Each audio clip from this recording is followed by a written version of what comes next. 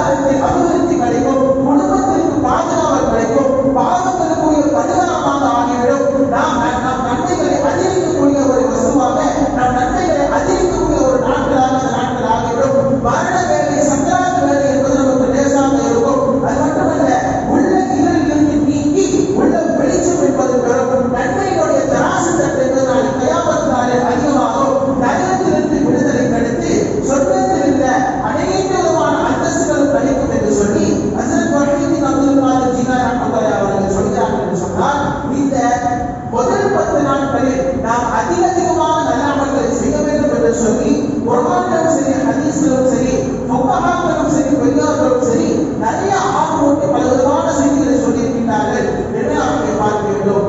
ஆக சிறப்பிற்குரிய இந்த 10 நாட்களில் நாம் 5 அமல்களை முக்கியமாக செய்தாக வேண்டும். என்னென்ன 5 அமல்கள்? முதலாவதாக ஹஜ் உம்ரா. ஏன்னா துல்ஹஜ் என்பது ஹஜ்ஜுடைய மாதம் என்றுதான் அர்த்தம். இந்த மாதத்தில் தான் ஹஜ் செய்ய முடியும். துல்ஹஜ் அல்லாத மற்ற மாதத்தில் நாம் ஹஜ் செய்ய முடியாது. அதிலும் குறிப்பாக குறிப்பிட்ட அந்த 5 நாட்களில் தான் ஹஜ் செய்ய முடியுமே தவிர அது அல்லாமல் வேறு நாட்களில் சென்று நாம் ஹஜ் செய்ய முடியாது. ஆக முதல் பிரதான இபாதத் இந்த மாதத்தில் முதல் 10 நாட்களில் ஹஜ் என்ற இபாதத்தாக இருக்கின்றது. ஆக யாரெல்லாம் நம்மை விட்டும் இந்த ஊரை விட்டும் இந்த மஹல்லாவை விட்டும் யாரெல்லாம் ஹஜ்ஜுக்கு செல்கின்றார்களோ அல்லாஹ் தஆலா ஒரு வயதை லேசாக ஆக்கி திரும்பி வரும் பொழுது அன்றைய பாடங்களாக அல்லாஹ் தஆலா திரும்பி அனுப்புவாராக என்று சொல்லி நாம் துஆ செய்து கொள்வோம். முதலாவதாக ஹஜ் செய்வது என்பது ஒரு பிரதான அமல். இரண்டாவதாக நாம் இந்த நாட்களில் 10 நாட்களில் செய்ய வேண்டிய மிக முக்கியமான அமல் அதிகமான நன்மையான நோன்புகளை நாம் நோக்க வேண்டும்.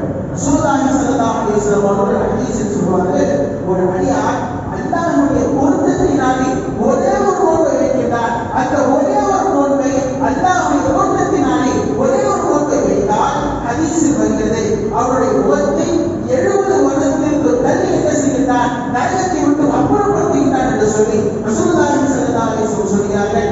ஆக அந்த துல்ஹஜ்ஜுடைய 10 நாட்களில் அது நாம் ஒரு நாள் நோன்பு வைத்தாலே இப்படிப்பட்ட சிறப்பு என்று சொன்னால் அதில் உள்ள 10 நாட்களும் அதாவது பெருநாளை தவிர்த்துள்ள 9 நாட்களும் நோன்பு வைத்தால் நம்ம எந்த அளவுக்கு அல்லாஹ் தஆலா நரகத்தை விட்டு தள்ளி வைப்பார் என்பதை நாம் இந்த சிறப்புகளை எல்லாம் நாம் புரிந்து கொள்ள வேண்டும். குறிப்பாக நாம் அரஃபாவுடைய நோன்பு நோக்க வேண்டும். ஏனென்றால் துல்ஹஜ் வரை என்பது அரஃபாவுடைய நோன்பாக இருக்கின்றது. அந்த அரஃபாவுடைய நோன்பை பொறுத்த வரைக்கும் அதில் பலவிதமான சிறப்புகள் இருக்கின்றது. அந்த நாளே சிறப்பிற்குரிய நாள் தான். ஒரே ஒரு குர்ஆனுடைய வசனம் அந்த நாளில் இறங்கியது. அல்லாஹ் தஆலா சொல்கிறார் குர்ஆனில், அல்-யௌம அக்மல்து லக்கும் தீனக்கும் வ ரதீது லக்கும் அல்-இஸ்லாம தீனா. நான் இன்றைய நாளில் அதாவது துல்ஹஜ் வரை 9 அரஃபாவுடைய தினத்தில் தான் எனது மார்க்கத்தை நான் பூர்த்தி செய்தேன் என்று சொல்லி இஸ்லாமை பரிபூர்ணப்படுத்திய நாள் அரஃபாவுடைய நாளாக அல்லாஹ் தஆலா அறிவித்திருக்கிறார். ஒரு யூதன் என்ன செய்தார்?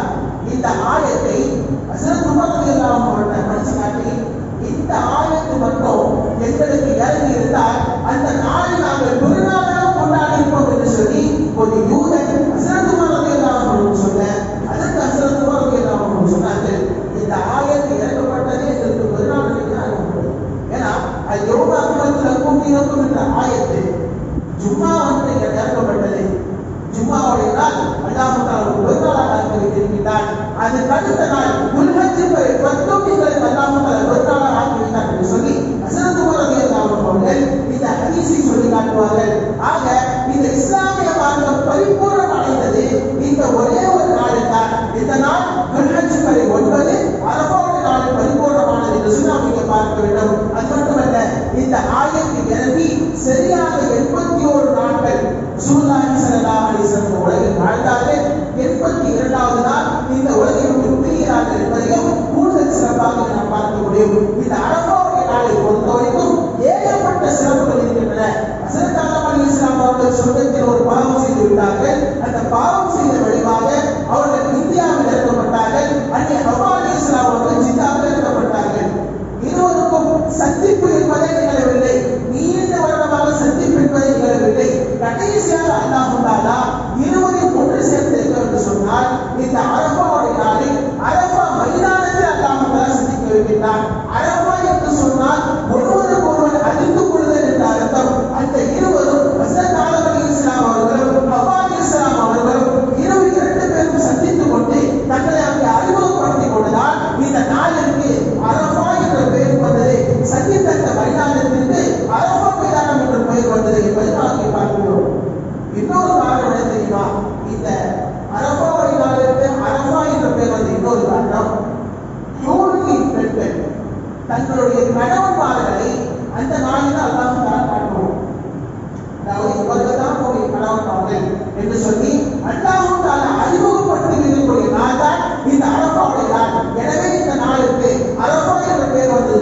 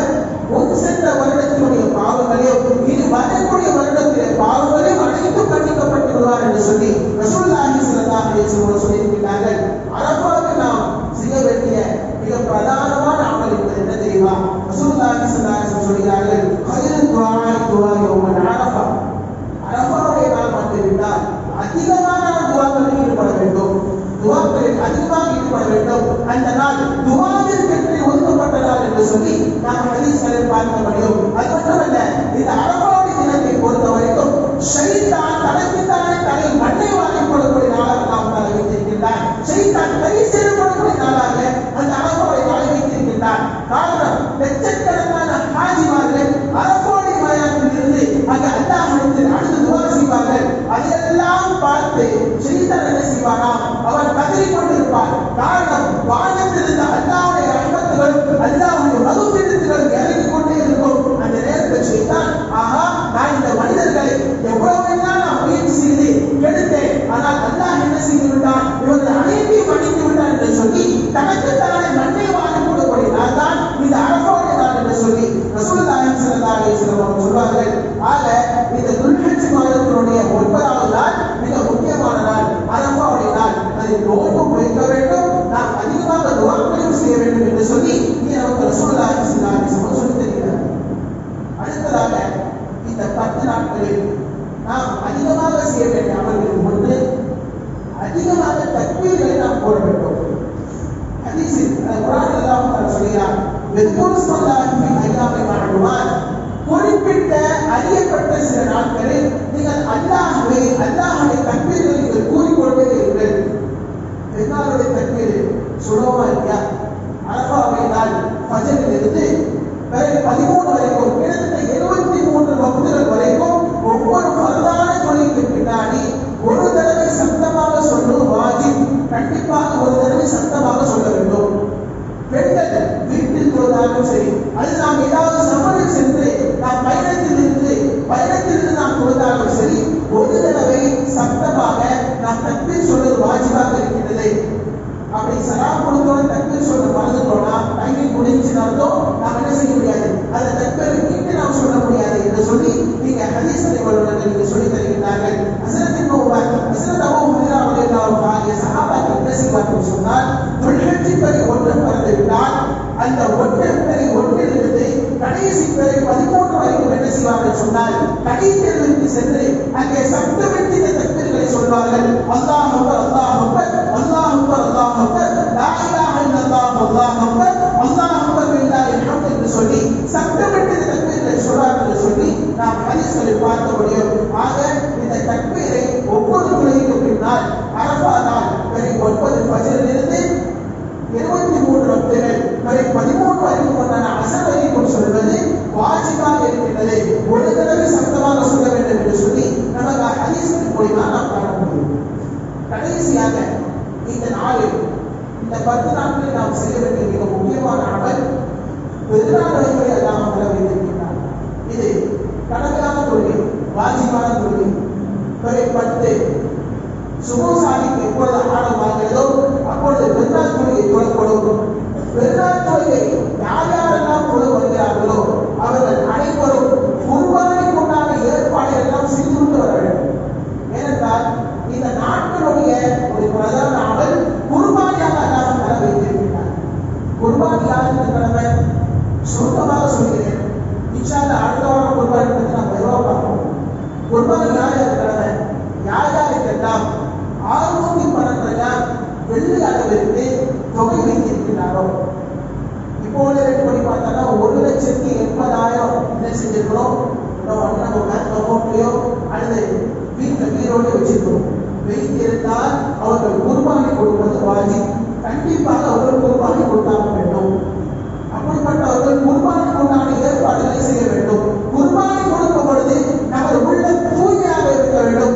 எந்த விதமான ஒரு பெருமையோ மகனோ ஒரு முகஸ்துதியோ இல்லாமல் அல்லாஹ்விற்காக வேண்டி குர்பானி கொடுக்க இந்த நியத்தை நாம் செய்ய வேண்டும். ஏனென்றால் குர்ஆன் அல்லாஹ் தஆலா சொல்கிறார், "லா யனாலுல்லாஹு லுஹூமுஹா வலா திமாஉஹா வலாக்கின் யனாலுஹு தக்வா மின்கும்." நீங்கள் குர்பானி கொடுக்கும் பொழுது அதனுடைய ரத்தங்களோ அதனுடைய இறைச்சிகளோ அது அல்லாஹ்விற்கு சென்றடைவதில்லை, மாறாக உங்களுடைய இறைச்சல் தான் அல்லாஹ்விற்கு செல்கிறது என்று சொல்லி அல்லாஹ் தஆலா திருக்குர்ஆனில் சொல்லி காட்டுகிறார். ஆக குர்பானி கொடுக்கக்கூடிய நேரத்தில் நாம் என்னங்களை சரி செய்து கொள்ள வேண்டும்? ஒருவேளை வசதி இருந்தும் குர்பானி கொடுக்கவில்லை என்றால் ஹதீஸில் கட்டணமாக ரசூலுல்லாஹி ஸல்லல்லாஹு அலைஹி வஸல்லம் சொல்லியிருக்கிறார்கள், "மன் வஜத சஅத்தன் லிஅன் யுதஹிய ஃபலம் யுஹ்தி ஃபலம் யுதஹி ஃபலா யஹ்து முஸல்லானா." யாருக்கு வசதி இருந்து குர்பானை கொடுக்கவில்லையோ அவர் நமது ஈத்காஹ்விற்கு வர வேண்டாம் என்று சொல்லி ரசூலுல்லாஹி ஸல்லல்லாஹு அலைஹி வஸல்லம்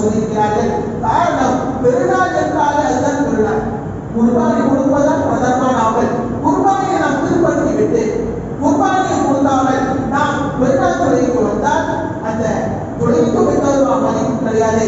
அந்த நாளுக்கு உண்டான கண்ணியமே போய்விடும் என்ற ஒரே காரணத்தினால் ரசூலுல்லாஹி ஸல்லல்லாஹு அலைஹி வஸல்லம் சொல்கிறார்கள், வசதி இருந்தும் யார் குர்பானி கொடுத்தார்கள் இல்லையோ அவர்கள் யார் குர்பானி கொடுக்காமல் இருக்கின்றார்களோ அவர்கள் நமது ஈதுகாவிற்கு வர வேண்டாம் என்று சொல்லி ரசூலுல்லாஹி ஸல்லல்லாஹு அலைஹி வஸல்லம் ஹதீஸ் அஹ்மத் ஷரீஃபில் பதிவு செய்யப்பட்டுள்ளது. ஆக இந்த கடைசி இந்த